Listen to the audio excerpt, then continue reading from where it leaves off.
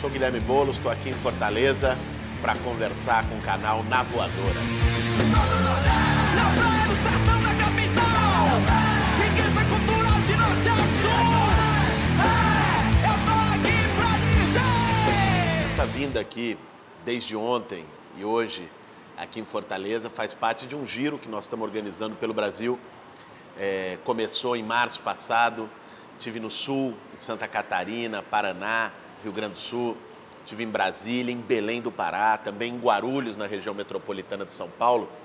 É um giro para ajudar a organizar a oposição a esse desgoverno do Bolsonaro e principalmente a sua proposta de uma reforma da Previdência que retira direitos históricos do nosso povo. Na verdade, não é uma reforma.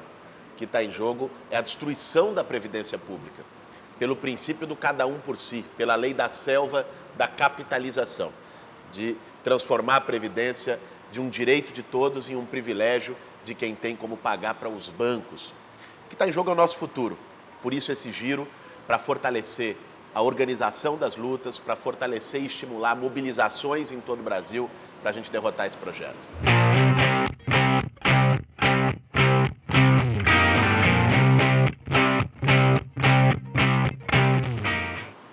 Olha, o momento exige da gente generosidade.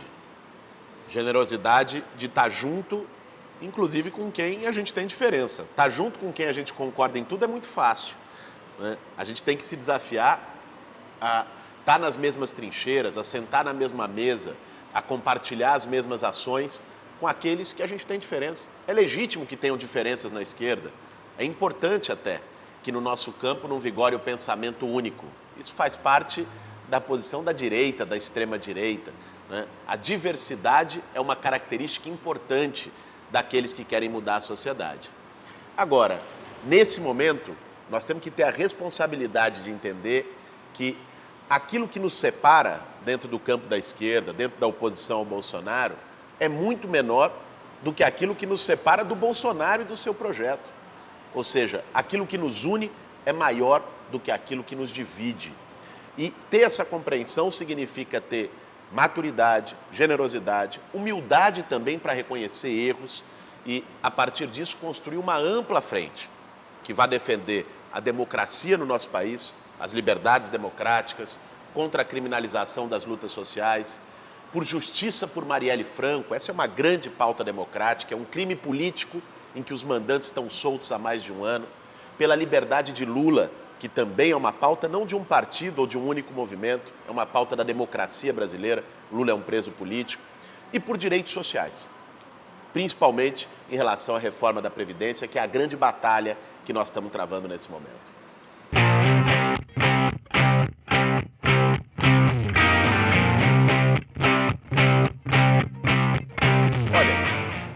Eu acho que um dos principais erros que a esquerda cometeu nos últimos 20 anos no Brasil, ou que setores da esquerda cometeram, foi abandonar a sua relação com o povo, chamado trabalho de base, de estar com o pé no barro, de escutar as pessoas, de acolher as suas demandas, de estar junto, desse pacto com o povo das periferias. É esse pacto que fortalece a esquerda, que faz com que o nosso projeto seja autêntico, que faz com que o nosso projeto tenha condições de almejar o poder na sociedade. O que aconteceu é que uma parte da esquerda se deslumbrou pela institucionalidade e achou que apenas negociações no parlamento, que apenas eleições de representantes seria suficiente para implementar o projeto. Nós vimos que não. Vimos o quanto a democracia brasileira é frágil, que não basta ganhar uma eleição, pode-se ser golpeado depois disso, né? Que não basta fazer acordos no parlamento, principalmente com base nesse sistema político apodrecido que nós estamos, que esses acordos podem ser desfeitos de uma hora para outra, que é preciso reconstruir uma base popular. Se há alguma lição importante que os últimos anos nos ensinam, o golpe, as derrotas que nós sofremos, uma mudança da agenda no país para uma agenda ultraliberal e de direita, é que é preciso reconstruir a relação com as bases populares, com as periferias. Nós temos buscado fazer isso no MTST, no Povo Sem Medo e outros vários movimentos sociais respeitáveis há muito tempo, né? Nesse momento, é momento da gente reforçar, dobrar a aposta nesse caminho que é o caminho do trabalho de base e da mobilização popular. Política não se faz só na tribuna do parlamento. Política se faz nas ruas. Esse é um espaço fundamental e privilegiado para a gente mudar a política brasileira.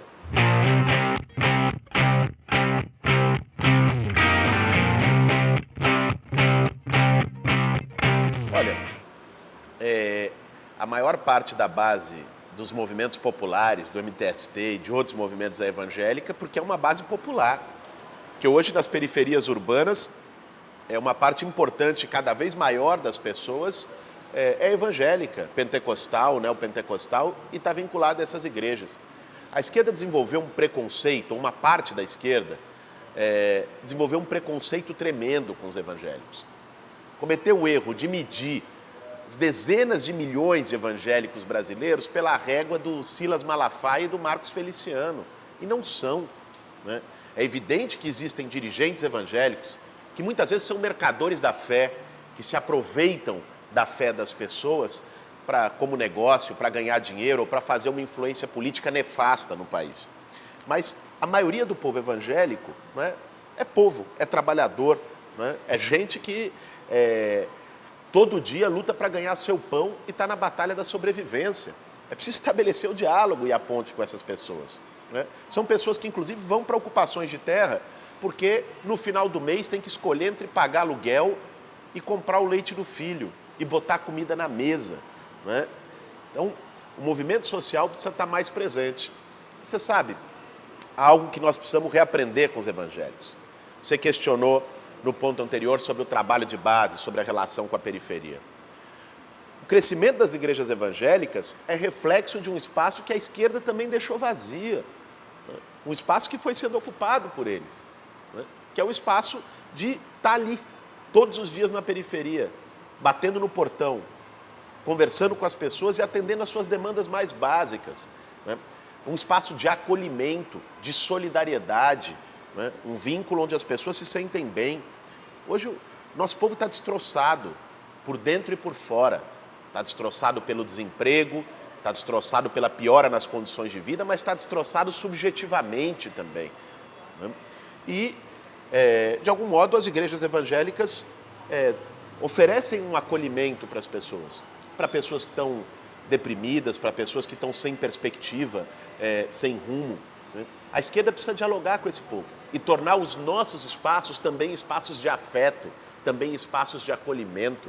Aqui, inclusive, num dos conjuntos conquistados pelo MTST em Fortaleza, se criou o grupo Fé e Afeto, que são grupos de evangélicos do movimento que fazem reuniões e discutem, né? É isso que nós temos que reaprender, a ter espaços que sejam acolhedores, a reconstruir vínculos de solidariedade. Tem uma companheira da coordenação do MTST que dizia para nós outro dia por que ela é evangélica. Há muito tempo, já é uma senhora e já está na igreja há mais de 20 anos. Ela contava a história dela. Nunca conheceu o pai, a mãe foi ausente, nunca lembraram do aniversário dela, nunca teve uma festa de aniversário.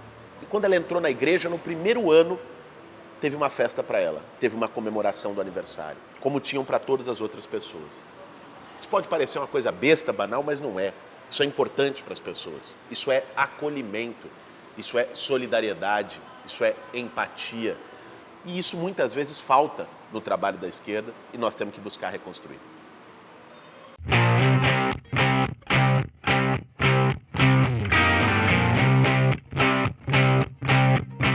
Bolsonaro ganhou a eleição com 57 milhões de votos.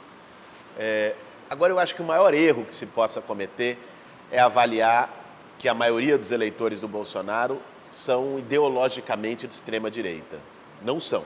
É evidente que há um fenômeno de extrema-direita, é evidente que esse fenômeno, inclusive, entrou na juventude, nas escolas, nas universidades, que virou como que um ato de rebeldia, uma coisa antissistêmica ser de extrema-direita. Por mais curioso que possa ser, né? Um capitão da reserva com um vice-general expressar o antissistema em alguma parte. Mas esse fenômeno existe. Agora, nós não podemos sobredimensionar, ele é um fenômeno minoritário na sociedade brasileira. A maioria das pessoas que votaram no Bolsonaro, essa é a percepção que eu tenho, que eu tive fazendo campanha eleitoral o ano passado e rodando o país, conversando com as pessoas, que tenho agora girando novamente o Brasil, a maioria dos eleitores do próprio Bolsonaro são pessoas que votaram nele por completa desilusão, por falta de perspectiva. Votaram nele como resultado de uma crise econômica que foi tirando perspectiva de futuro e de uma crise política que foi fazendo com que as pessoas percebessem cada vez mais que esse sistema não as representava, não representava as maiorias. E o Bolsonaro vendeu um discurso de renovação política, vendeu um discurso de que queria mudar tudo que está aí, de que queria acabar com a velha política, de que teria novas práticas. E a desilusão das pessoas se expressou aí, assim como na crise brutal de violência urbana. Aqui Fortaleza tem sido um exemplo disso, as capitais do Nordeste, mas enfim, em todo o Brasil, e que as pessoas ansiavam, através do medo, ansiavam por ordem, por autoridade. E o discurso de populismo da morte do Bolsonaro ecoou no ouvido das pessoas como música, né? Vou dar arma, vou matar, vou prender. Por uma conjunção de crises, a crise da violência, a crise econômica e a falta de perspectiva, a crise política de representação, isso desagou no que as pessoas entenderam como uma alternativa antissistêmica, que foi o Bolsonaro. Eu não estou entre aqueles que acham que a maioria dos eleitores do Bolsonaro são de extrema direita, são fascistas ou defendem as posições absurdas que ele defende. Embora esse fenômeno exista na sociedade, tenha crescido na sociedade brasileira, e a gente precise observar, eu acho que o grande fenômeno que se traduziu nos votos do Bolsonaro é o da desilusão e é o da descrença. É com ele que a esquerda tem que lidar.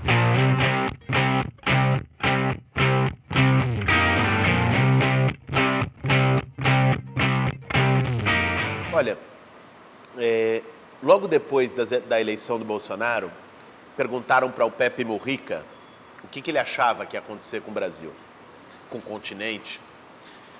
E ele disse uma frase bastante simples: nenhuma derrota é definitiva, nenhuma vitória é definitiva. Quando Mujica disse isso, mais do que uma análise de conjuntura, ele estava dando uma mensagem de esperança, né? Me lembrou depois uma cena que se tem, que girou o mundo, da final da Copa de 58, quando o Didi, meio-campista brasileiro, a Suécia faz o primeiro gol contra o Brasil estava com trauma da final de 50, aquela derrota no Maracanã, e o Didi, depois desse primeiro gol, vai lá no fundo da rede, pega a bola, bota debaixo do braço, levanta a cabeça e vai a passos lentos até o meio-campo, coloca a bola. O Brasil ganhou, se eu não me engano, de 5-2 esse jogo. O que estava ali? Estava um gesto de esperança, de convicção de que uma derrota passageira, ela não é para sempre, de que ela passa, né? Eu acho que esse espírito, que estava tão difícil de ter, e de fato a primeira reação foi de muita depressão, esse espírito hoje eu já começo a ver nos olhos das pessoas. Em 100 dias de governo, com todas as presepadas, os absurdos, as contradições, o Bolsonaro conseguiu perder 15 pontos de popularidade. Já é o presidente pior avaliado no período. Se abriu espaço para uma contestação que não se imaginava há 3 ou há 5 meses atrás, depois do fim das eleições. Isso faz lembrar o Pepe Mujica: nenhuma derrota é definitiva, né? Nós precisamos ter isso em mente. E o crescimento do movimento socialista e de questionamento do capitalismo no mundo também é uma chama que, com certeza, influencia aquilo que nós estamos fazendo no Brasil. Nós não podemos desistir dos nossos sonhos. Isso é uma mensagem importante em momentos de dificuldade. Nós não podemos desistir do sonho da sociedade que a gente acredita. Eu estava num debate outro dia com a Nancy Fraser e colocaram um questionamento o que era essa alternativa que nós queremos construir. Se ela é anticapitalista, se ela é socialista, se ela é reformas no capitalismo. E a resposta que nós demos ali é que essa definição é o próprio capitalismo quem dá. Nós defendemos uma sociedade onde a vida esteja acima do lucro, onde não se tenham Marianas e Brumadinhos. Se defender isso é ser anticapitalista, nós somos. Nós defendemos uma sociedade onde as mulheres têm os mesmos direitos que os homens, onde todas as formas de amor sejam respeitadas, onde ninguém seja morto ou discriminado porque é negro. Se isso é ser anticapitalista, nós somos.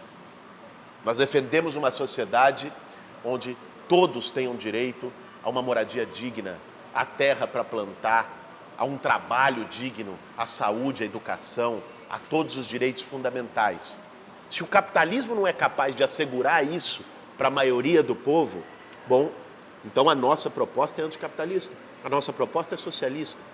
E como cada vez mais o capitalismo, com a sua crise, não apresenta alternativa para as maiorias, o movimento anticapitalista tem crescido no mundo todo, inclusive nos lugares mais insuspeitos, como nos Estados Unidos, com Bernie Sanders, com Alexandria Ocasio-Cortez, com um novo movimento que vem apresentar alternativas. Nenhuma derrota é definitiva.